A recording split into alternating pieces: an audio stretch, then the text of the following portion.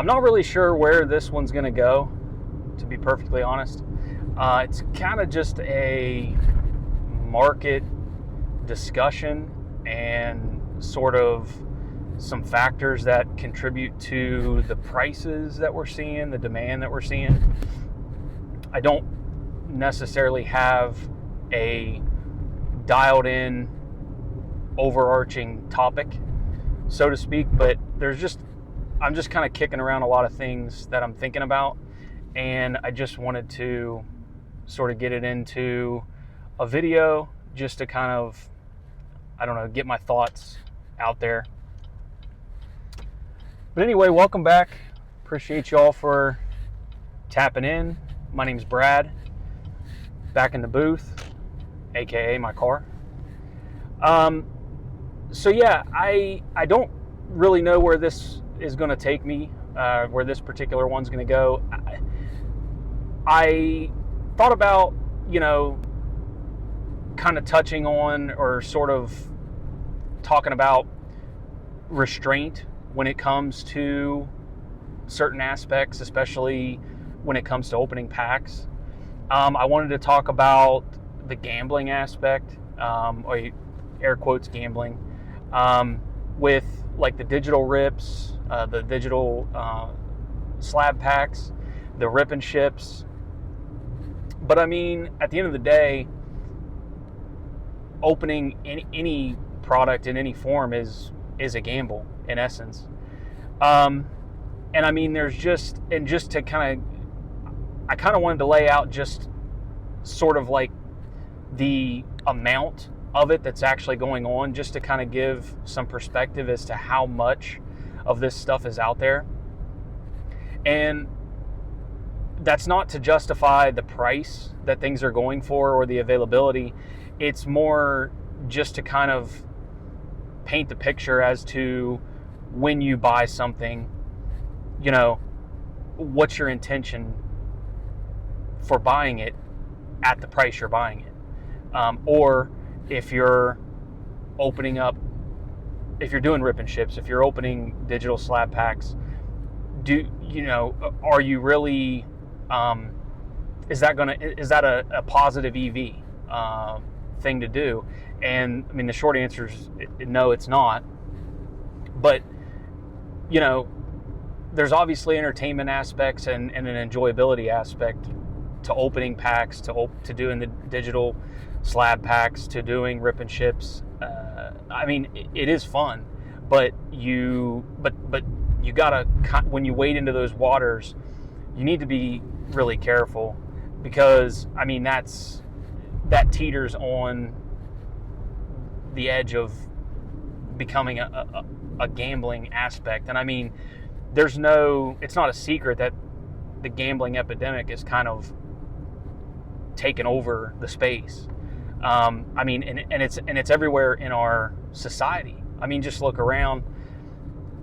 You've had the emergence of Whatnot. You've had the emergence of Fanatics Live, eBay Live. You've had the emergence of, like I said, all of the gambling, quote gambling, I don't know if they like it when you call it that or whatever, but I mean, that's really what it is.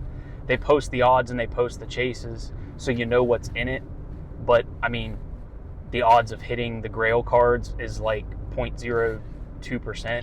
So I mean, it is a sheer gamble.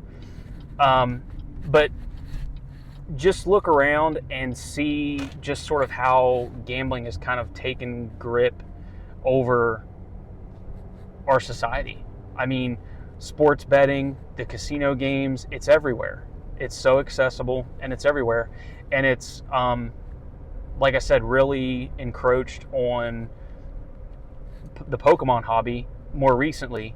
The sports hobby has been dealing with it for longer than Pokemon. And I would say that currently when you go on to, we'll use Fanatics Live as an example, I would say the majority of those streams on there are probably sports, but there's a lot of Pokemon, and it's and I think Pokemon is growing at a pretty rapid pace, and so at any given time you're probably going to see just as many Pokemon streams as you're going to see sports breaks streams. But I wouldn't be shocked if Pokemon outpaces it at some point, just because of the sheer popularity. I don't think sports card popularity is drastically declined. I think it's still a thing, but a lot of collectors are getting priced out of that hobby, and you can kind of look at Pokemon, and to be perfectly honest, I feel like that's kind of happening here now, where prices are just going insane to the point where the average collector is kind of starting to get priced out. I mean, you can still collect. I'm not saying that. I don't want to discourage anybody, but just when you compare the availability of the product to the prices that we are accustomed to, you can see that, you know, there's just kind of this. It just keeps gapping up all the time, and so, you know, I think that the average collector is kind of feeling the strain, so to speak.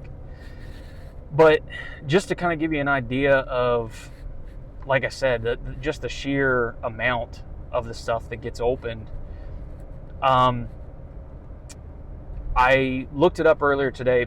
Pokemon is printing an estimated 26 million cards per day.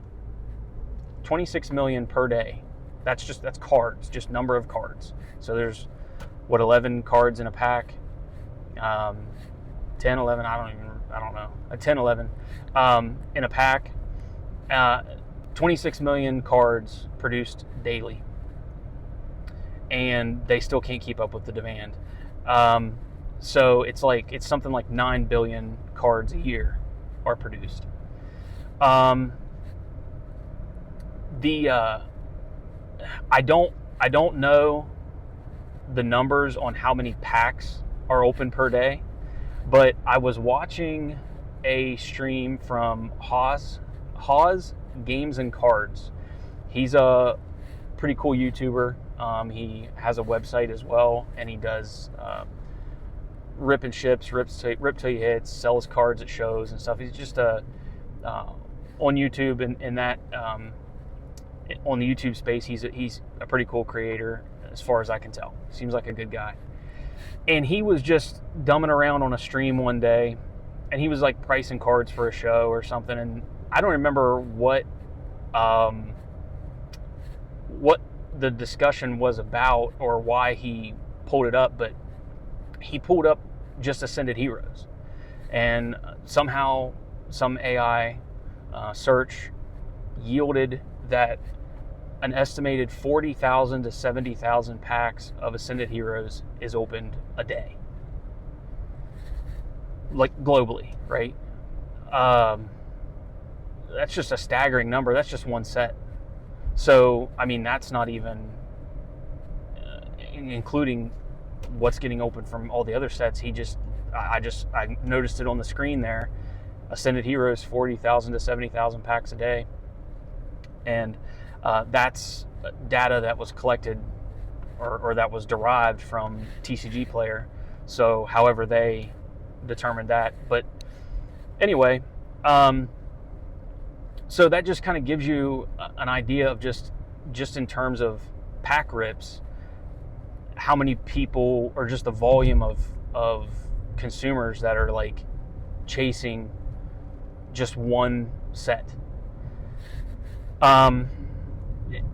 So I mean, that doesn't really, you can't really do much with that information other than it's just to me it's just a staggering number, and it might help explain kind of the prices. So when I say that opening packs, I'll preface by saying that I know that opening packs is basically a gamble to try and hit whatever chase you're after. I think the estimated odds to just pull any SIR out of a pack is like less than 0.5%, which is still better than, you know, the digital pack rips on Arena Club or wherever. Like I said, the hit to hit a Grail card on Arena Club is like a 0.02%. And so, like I said, knowing or believing that opening packs is a gamble, it's also fun, it's also entertaining, and that's also the point of the game, right? Is to open the packs. And I get that. That's not lost on me. But what I struggle with is at what cost is it worth opening the pack? And I mean, like Danny Phantom, he's done pretty extensive research on, the quote fun cost of opening a pack, which is basically just your expected value versus what you paid for the pack, and so on and so forth. And basically, anytime anything gets above MSRP, I mean, it's like a negative EV play, a negative EV endeavor.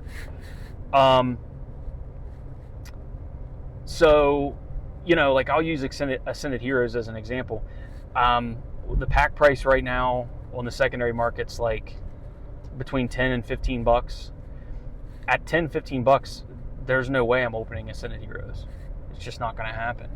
Not for me. Now, if your financial situation is different or, whatever, then go nuts. But at $10, $15 a pack, that's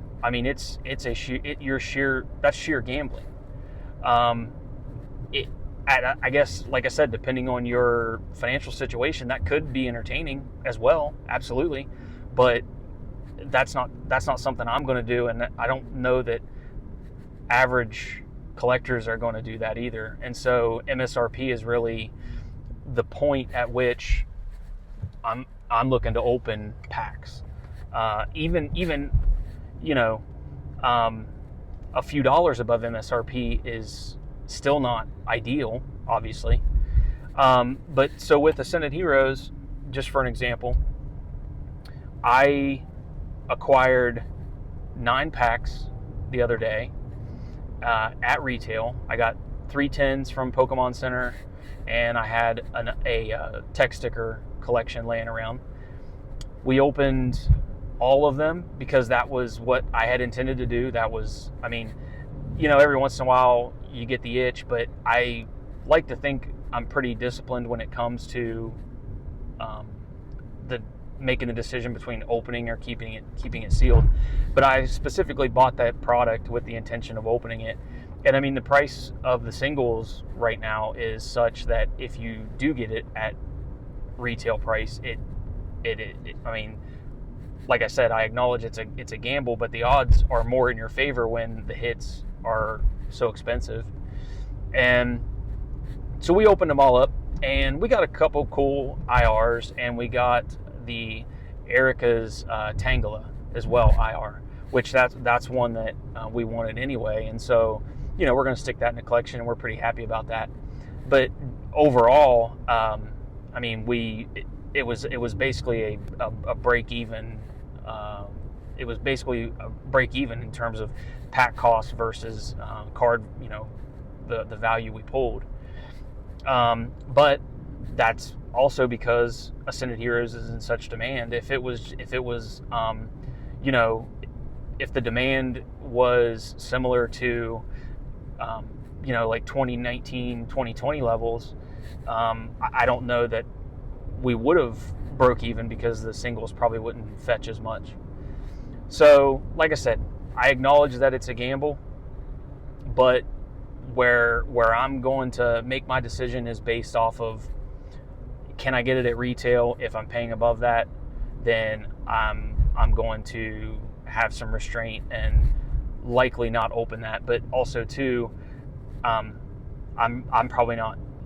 not apt to pay over retail for something that's brand new either. We also opened 6 packs of Perfect Order, caught a restock at Target, and got 2 of the 3-pack blisters. And there again, it was available. We got it at retail and decided wanted to open it. mainly because it's kind of the inverse for Perfect Order. Some of the chases are, in my opinion, too high for the availability of the product and for the price of the product. And so that was another case where I opted to open it because, there again, if I hit one of the chases, then that saved me from having to pay a secondary market price or a value that I feel is still a little high. But I do think that, using Perfect Order as the example, I think that the price is probably going to come down on those singles. I just think, like I said in the last video, I think so much of that Perfect Order product is going to get opened that, because it is available, generally speaking, I mean, you still have to catch a restock or be within a few hours or a day of a restock to see it probably. But obviously a set like Perfect Order is more available than Ascended Heroes currently. I think that's pretty well known at this point. So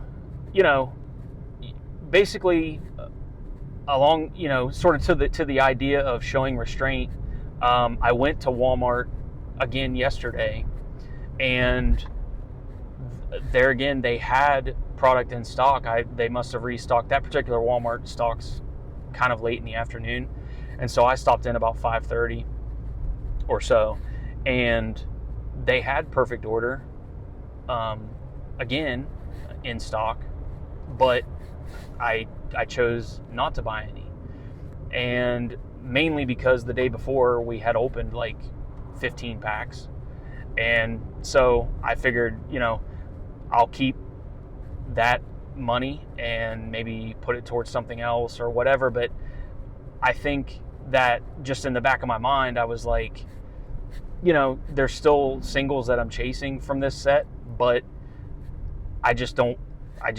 even at $4 or $5 a pack, being able to get it at retail, or being able to buy it just because it was there, I felt like in that moment I just would go ahead and delay buying any, because like I said, the day before we had opened some, and so I just wanted to kind of hold off. They did have the new Topps Chrome football though, 2025, and I considered buying some of that, but Panini football scarred me for life, so I don't know that I'm gonna open. I mean, I'll still open some at some point, but Panini football has been rough, so I can't imagine Topps is going to be all that much better. But that's an aside. So kind of to the demand and to the prices, and just the sheer amount of the product that's being ripped. I mean, that obviously speaks to the popularity of it right now, and it's only going to grow in popularity, I think. PokeChuck, shout out PokeChuck. He's also a pretty awesome YouTuber. Put up a graphic the other day that I thought was, again, pretty remarkable. And basically he said that, or he showed that the hobby is supposed to grow by 10% each year for the next 5 years. There's something like, and I think this was not just Pokemon, this was TCG in general, but obviously Pokemon is a large portion of that. And it said that there's something like $15 billion of money circulating in the hobby right now, and by 2031, that number is projected to be almost 25 billion. So yeah, that just, and look at, like I said, the amount of the product that's being opened, the fact that society and card hobbies in general already kind of have a gambling addiction to the stuff, and couple that with the fact that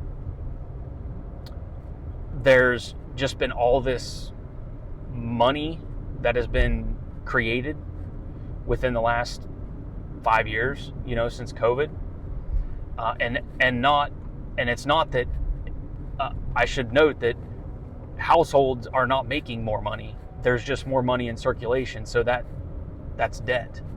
So you have access to more money if you want to go in debt for it. And so, that, and then you have celebrities, whether you care what a celebrity thinks about your hobby or not. There are people that are, attracted to that, or that do get enthusiastic about the fact that Kim Kardashian and Logan Paul and even Simon Cowell now from American Idol he bought like a PSA 10 Rayquaza or something at a card show the other day. So, there are people that do get enthusiastic about that. Maybe one day, wait till Mr. Beast starts ripping Pokemon boxes on his channel or whatever, but I don't even know if Mr. Beast is still a thing, or he may already be in a Pokemon. I don't know. I don't follow Mr. Beast. But I do like the peanut butter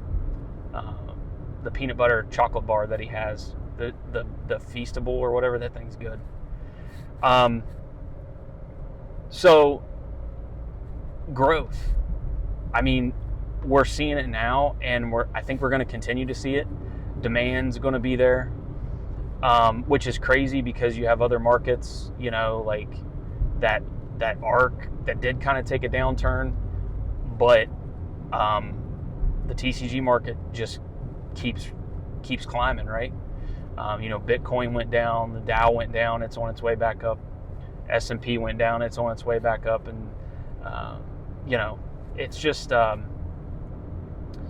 it's pretty wild to watch how the TCG market goes versus other markets. And we call them markets, but because at the end of the day, there's so many people that invest in this hobby that you kind of have to treat it like that to a degree,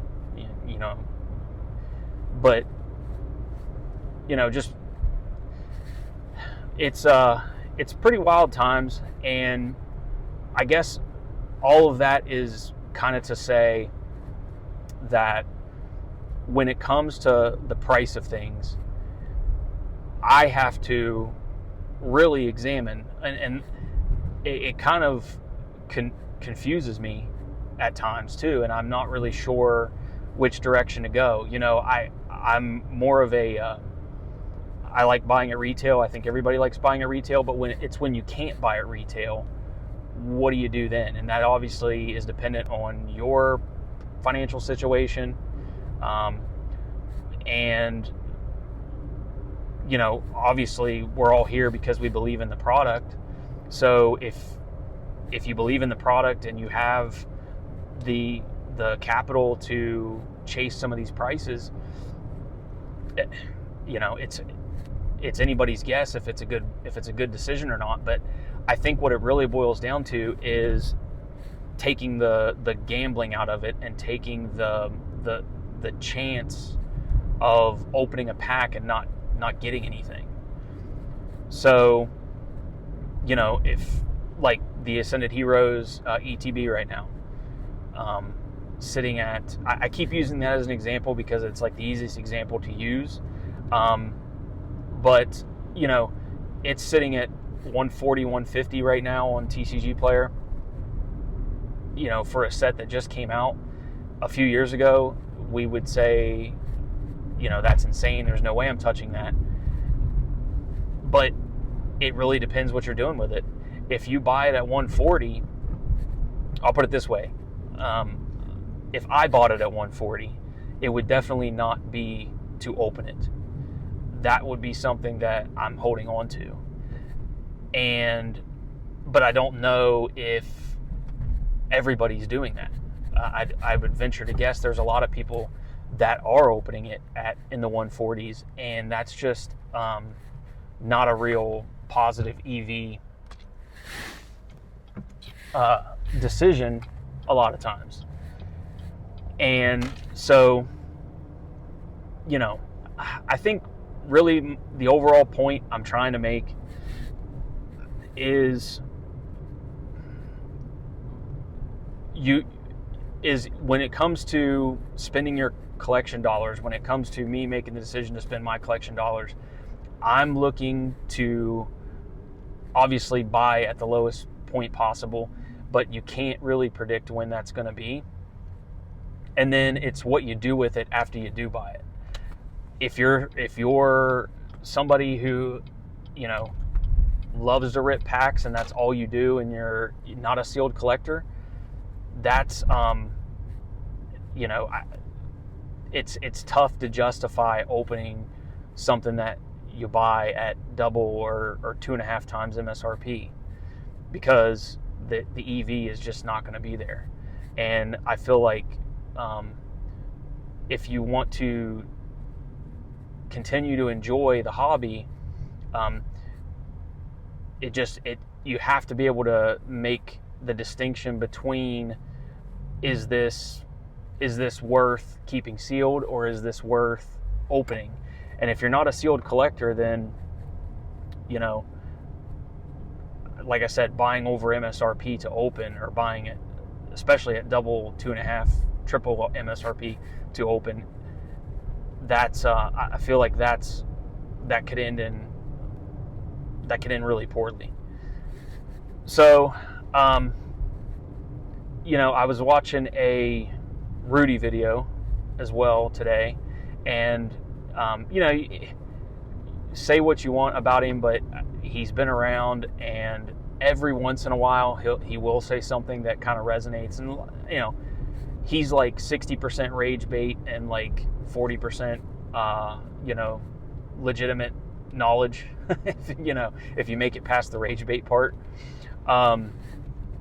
But he said that you basically need to make the decision to either chase what everybody else is chasing, because that's what's in demand and that's what people are going to want, or you got to look elsewhere and buy the cheap stuff that nobody supposedly wants. And so, you know, that's kind of my dilemma, I guess, is do I chase the price on something? Because obviously if the price is going up, and it doesn't matter, you know, take a PSA 10 Moonbryon from Evolving Skies. You know, that thing's doubled in price in the last year, and there's like 30,000 copies of a PSA 10. But the scarcity, it's obviously not scarce. I mean, it's still scarce. It's still a rare alternate art. But I'm just saying, like, based on PSA pop reports, that's not a scarce card. But people love that card, and they're always going to want that card. And so the demand for that card is going to dictate the price.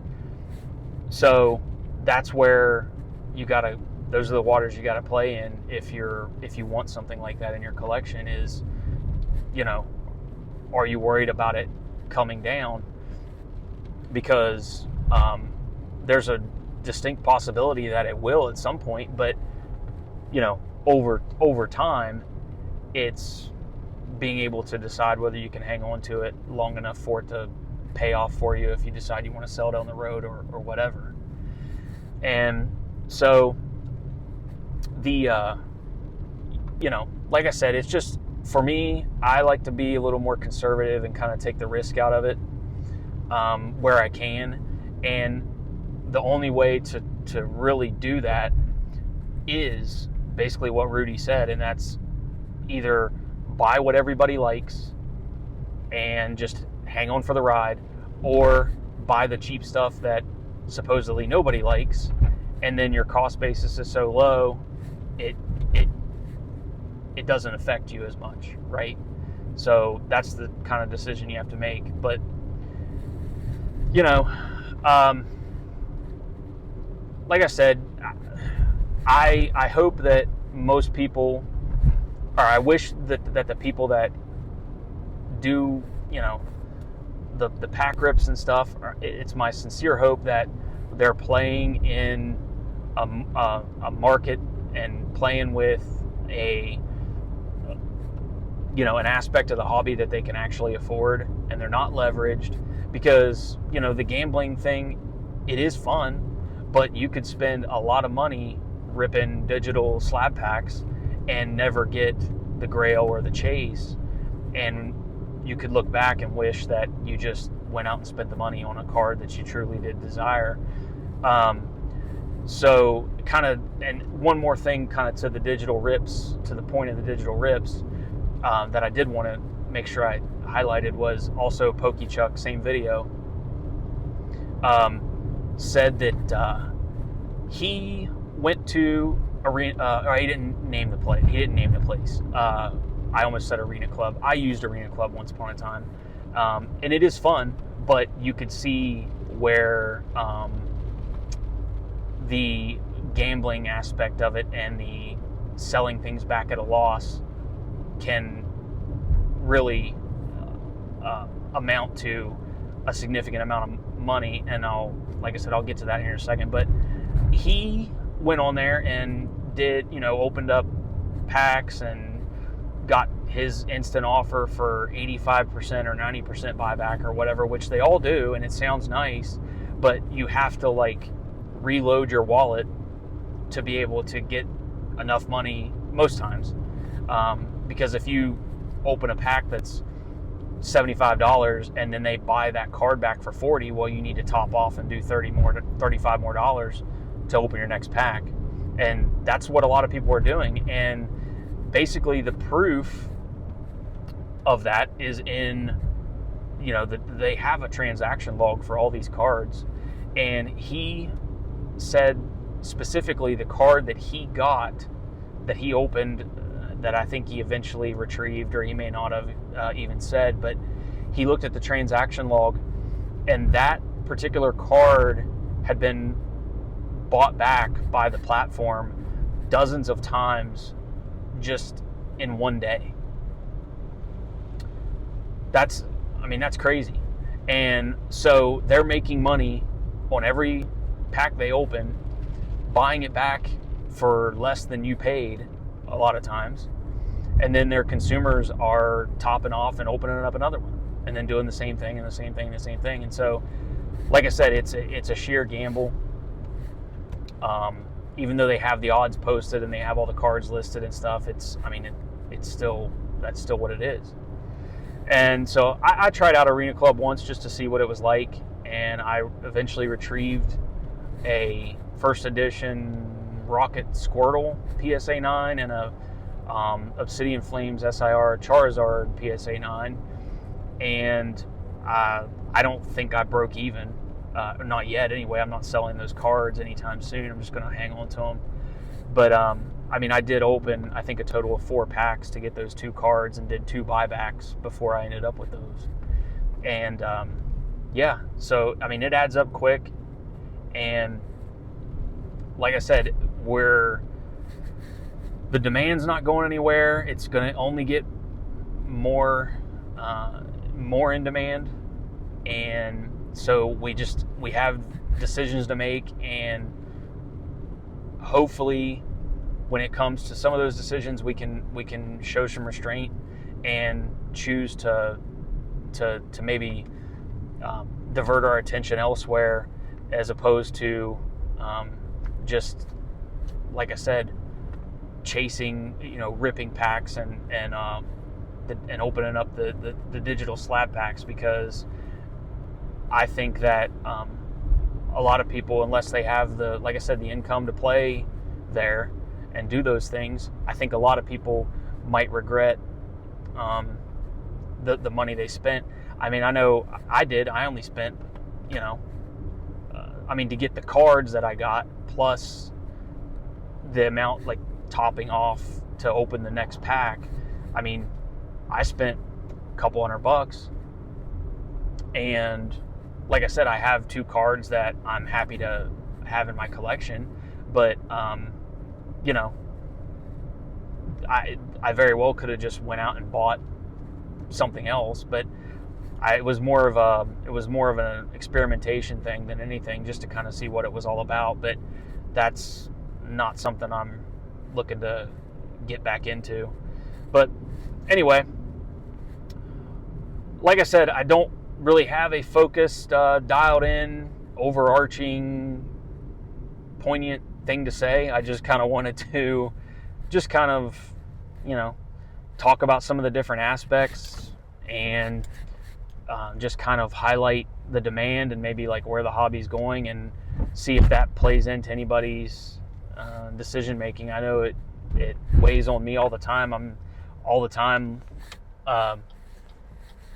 going between chasing the hype thing because I know it's popular, or looking for something that hasn't yet gapped up and trying to get ahead of that.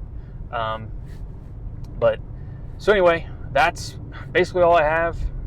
Just wanted to jump on and ramble a little bit. So anyway, appreciate y'all. Have a good one.